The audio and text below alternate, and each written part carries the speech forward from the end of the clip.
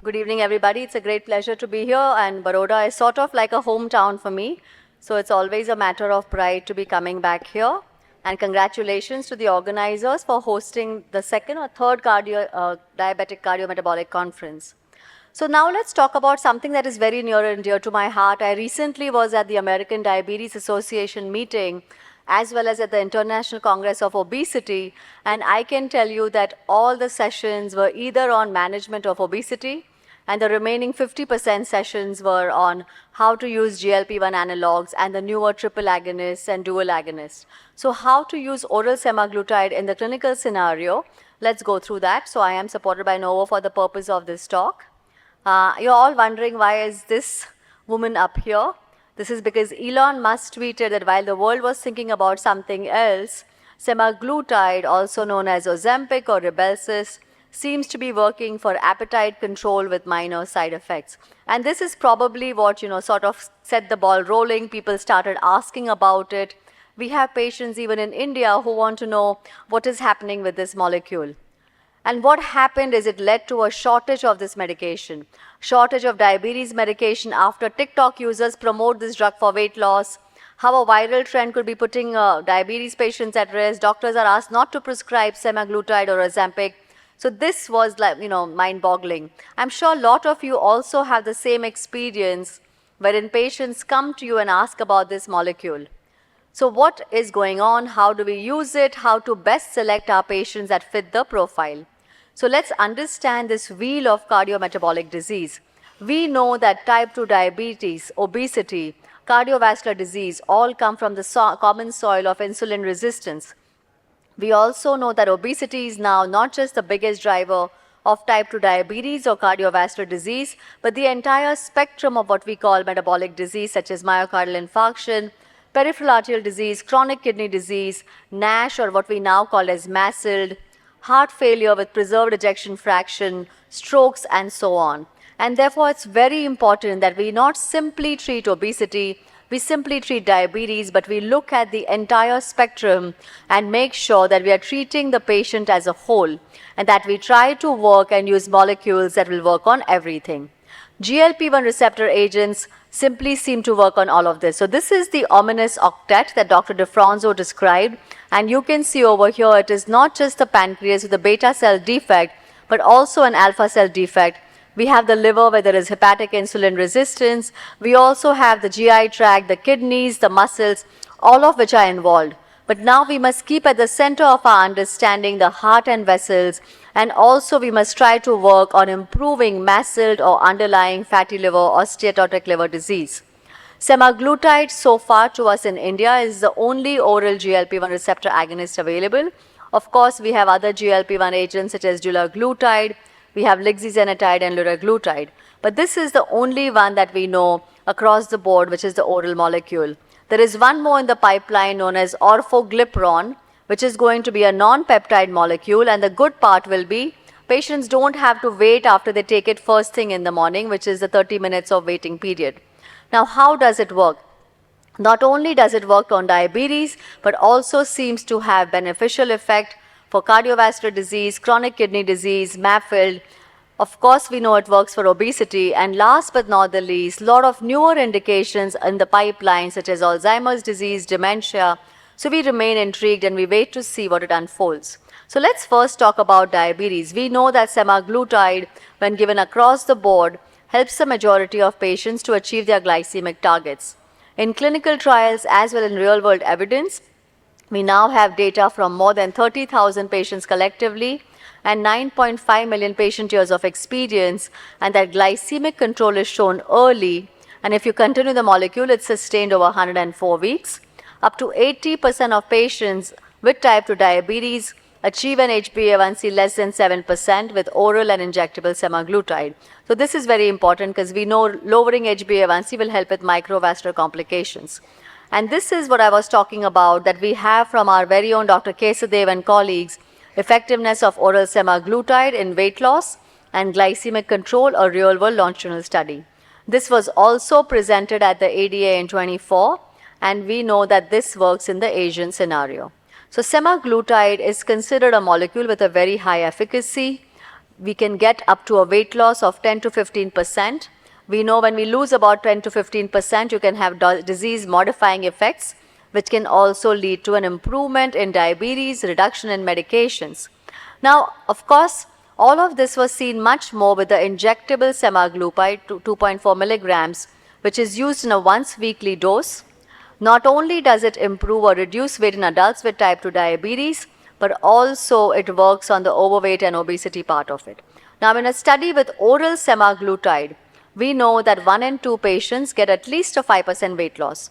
We know in order to have any beneficial effect on your diabetes, you need to achieve at least a 10 to 15% weight loss. But also, if you continue using this molecule in higher doses, 1 in 5 patients can also achieve more than 10% weight loss, which means this is a good number to keep in mind. You can talk to your patients about this. And across the spectrum of type 2 diabetes, no matter what the stage of the disease, you can always use this molecule. Now, what happens and why is this important with the oral semaglutide? We know patients in India hate needles. Therefore, certainly the needle phobia was one thing. But I always like to stay away from simply this is as clinicians, we need to know the molecules. We need to be able to convince our patients that they should use the best possible treatment if applicable to them. So the oral semaglutide, more than 80% of patients with type 2 diabetes prefer an oral versus injectable medication. I believe even clinicians find it easier to give an oral medication versus an injectable medication, which leads to an earlier treatment initiation, increased adherence, and a better treatment satisfaction. As a result of this, you have superior HbA1c reduction versus simply using empagliflozin and sitagliptin. Also, 80% of the patients reported good or very good treatment satisfaction with oral semaglutide. Oral semaglutide, therefore, received first-line indication approval for type 2 diabetes in India. I just have a disclaimer, I haven't put all these pictures. These are provided by the Novo guys. I have no idea what correlation they have to oral semaglutide. So oral semaglutide, therefore, moving right along, it was the 5th country in the world to get this first-line indication. It is approved in patients with type 2 diabetes as an adjunct to diet and exercise to improve glycemic control. Let's bear in mind right now it's not approved for type 1 diabetes patients. It has not been studied in patients with a history of pancreatitis. Therefore, we should still remain wary, even though in the EU and everywhere else, this correlation has been refuted. So if you also look at the ADA guidelines, which many of us follow as gospel, another thing to keep in mind is there are certain compelling indications in your patients who present with any underlying atherosclerotic cardiovascular disease. You are compelled to use molecules such as semaglutide in your patients. Again, if your patient is overweight or a weight loss is needed in the management of your patient with type 2 diabetes, you must consider these molecules early along with SGLT2 inhibitors. So now let's move along and look at cardiovascular disease. So we know semaglutide at any stage of the disease brings down the HbA1c by almost 2%. You can use it with insulin, without insulin. Pretty much when we started, the only medication we stop is DPP-4 inhibitors. So what about cardiovascular disease? Now, GLP-1 receptors are found all along the cardiovascular system. They are also found on the CNS. They help to reduce the blood pressure. They've been shown to reduce urinary albumin-creatinine ratio and improve the lipid profile. A large amount of its effects are also seen due to the reduction in body weight and reducing inflammation. This can be seen by a reduction in hsCRP as well. So the ADA and the EASD guidelines have said that GLP-1 receptor agonists such as semaglutide are indicated to be used to reduce the cardiovascular risk in patients with type 2 diabetes who have established CV disease or multiple CV risk factors in the first line, independent of the metformin use. So this is something very important to keep in mind. With semaglutide, the risk of MACE was reduced by 24% and a relative risk reduction of almost 40% for non-fatal stroke versus placebo over a period of more than 2 years. And also we can say that almost 1.7 more life years free of new or recurrent MACE are seen in patients who are on semaglutide with a high CV risk. The ongoing SOUL trial, which is a cardiovascular outcome trial, will give us much more information about CV outcomes with oral semaglutide. Now moving along to obesity and GLP-1 receptor agents, how does it work? So we know that the GLP-1 receptor agonists bind to the GLP-1 receptors at the level of the beta cell, and they cause an insulin secretion, and we think this is a different mechanism than the sulfonylurea receptor. They also slow down gastric emptying, and they also bind at the level of the brain, whereby they reduce appetite and improve satiety. All of these mechanisms likely contribute to the weight loss effect of GLP-1 agents. Appetite regulation is a big thing because most of our patients with obesity have increased cravings. And we know that the GLP-1 binds directly in the hypothalamus and in the hindbrain and helps to suppress food cravings as well as appetite regulation. In fact, people who have a resistance to GLP-1, all of us have patients that we put on GLP-1 and they fail to lose weight. Most of them have good diabetes control, but sometimes we don't see any weight loss. And this could be people who have a mutation at the level of the POMC neurons, or also an MC4 receptor mutation is what we have been finding out.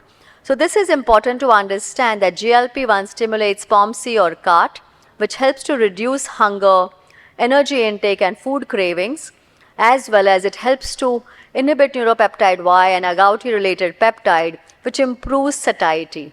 And this is very important because people who are placed on GLP-1, they eat 40% less, the energy intake is lower, and therefore there is a weight loss effect that is seen. Across the pioneer travels, there was at least a 5 kilogram reduction in body weight, which was sustained almost up to 5 years if the patients continued the medications. Now, what is the most dreaded complication of diabetes, if anybody in the room was to answer? I think most of us worry in our patients with diabetes for cardiovascular disease. So therefore, or chronic kidney disease, eye disease, all of the above, right? So let's talk about this. The FLOW trial, which was done, was stopped early due to evidence of renal protection with semaglutide. So this is something which is very interesting, very exciting for us. Novo Nordisk announced their decision in October 23 to stop the kidney outcome trial with semaglutide since it was so beneficial. It was not ethical to deprive the patients in the placebo group of this molecule. In fact, it made for a New England Journal of article by Dr. Perkovic and colleagues, wherein the effects of semaglutide on CKD were shown. Patients with type 2 diabetes who are at high risk for kidney failure, who had existing CKD in fact, benefited with this molecule. Now, how does this work? The glycemic efficacy of semaglutide is sustained even in people who have very low kidney function. No dose adjustment of semaglutide is required in patients with type 2 diabetes with reduced kidney function. Of course, if your patient is having nausea or is unable to tolerate the medication because he's uremic, that might limit you from using this molecule. Oral semaglutide significantly decreased HbA1c versus placebo in people with type 2 diabetes and renal impairment. You can see over here that the HbA1c went down about 1% versus placebo. In the FLOW trial, the once weekly semaglutide, bear in mind the injectable was used, and what we found is that superiority is confirmed for time to first composite kidney event, for a change in the GFR, as well as randomization to first MACE as well as all-cause death. So the renal outcomes in the FLOW trial were very stunning. Now let's move on and look at what is going on with the SOUL and the SELECT trials, trying to expand the indications for semaglutide in CKD. In the SOUL trial, we have about 9,642 patients with established CVD or CKD, and this is inspecting the primary endpoint being CV death, non-fatal MI or non-fatal strokes, and the secondary endpoints are going to be a composite of CKD endpoints consisting of CV death, kidney death, and onset of progression of persistent GFR, proteinuria, as well as need to go on chronic renal replacement therapy.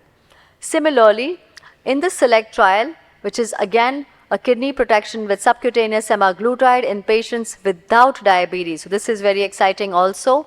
We are looking at people who have BMI more than 27. They have established CVD or high risk for CVD. And this is again going to look at time from randomization to occurrence of the first MACE. And the secondary endpoints will be a 5-component composite of nephropathy endpoints consisting of CV death, kidney death, macroalbuminuria, and reduction in GFR and need for renal replacement therapies. So we excitedly look forward to the results of these two trials, and we look forward to getting subcutaneous semaglutide in India. Now, moving right along, something that is very near and dear to my heart that we have probably been missing for several years is this entity called as NASH, which, as most of you should be aware, we have now started calling this MASLD or metabolism associated steatotic liver disease. What does that mean is that the semaglutide has now been seen to reverse NASH even up to the level of fibrosis, but fibrosis is more of an indication with other molecules. So as we know that lot of this when we start getting overweight or obese, the adipocyte starts getting overwhelmed, and these triglycerides which are stored over here cause lipotoxicity, which in turn will start causing inflammation of the stellar cells of the liver, which in turn leads to this inflammation that heals with fibrosis and eventually will lead to cirrhosis. Semaglutide, by its mechanism of weight loss, reducing insulin, improving insulin sensitivity, will cause a reduction in these non-esterified fatty acids, reduce glucotoxicity as well as lipotoxicity, reducing inflammation, and help to reverse the process of hepatic steatosis. Therefore, it has received an indication for approval in NASH as well. It has potential to be an effective therapy for NASH. Phase 2 trial results, as you can see, and we look forward to the results of this also. We already know the preliminary data shows that almost 63% of patients versus 26% of placebo had improvement in liver steatosis, and it also improved NASH resolution with no worsening of fibrosis versus placebo. Now, last but not the least, certain designer indications that are in the market, we are looking forward to hearing this, that GLP-1 receptor agonists could be relevant even for Alzheimer's dementia by reducing inflammation, atherosclerosis, improving blood flow, improving oxidative stress, and therefore also reducing neuroinflammation at the glial level and having a direct protective effects on neurons. This will elicit positive changes and therefore have some hope for our patients who are also suffering from Alzheimer's dementia. There are actually ongoing studies with semaglutide in Alzheimer's disease in phase 3, and almost 3,600 patients have been looked at. The names of the trials are EVOKE. You can see this is a randomized double-blind placebo-controlled trial looking at the safety of semaglutide in patients with early Alzheimer's disease. And we have EVOKE Plus, which is a randomized double-blind trial investigating the effect of safety of semaglutide with early Alzheimer's disease and also some significant small vessel pathology. So this is going to be very exciting. The molecule is receiving more and more attention. And I would really urge you as clinicians, if you are still not using this molecule, you should consider using it. In India, we have 3 strengths available to us, the oral tablet of 3 milligrams, 7 milligrams, and 14 milligrams. In my practice, I generally like to start with the 7 milligram tablet. Once they are tolerating the 7 milligram tablet, then we move on to the 14 milligram tablet and keep them on it to achieve good glycemic control and also to make sure that they're getting some weight loss benefits. So in conclusion, you don't need to think about, we often worry about the cost of the molecule. But as clinicians, our job should also be to discuss the best possible treatments with these patients so they know what is available to them, and let us leave the choice to them whether or not they want to use this molecule. So I believe that is my last slide, and I thank you very much for your attention.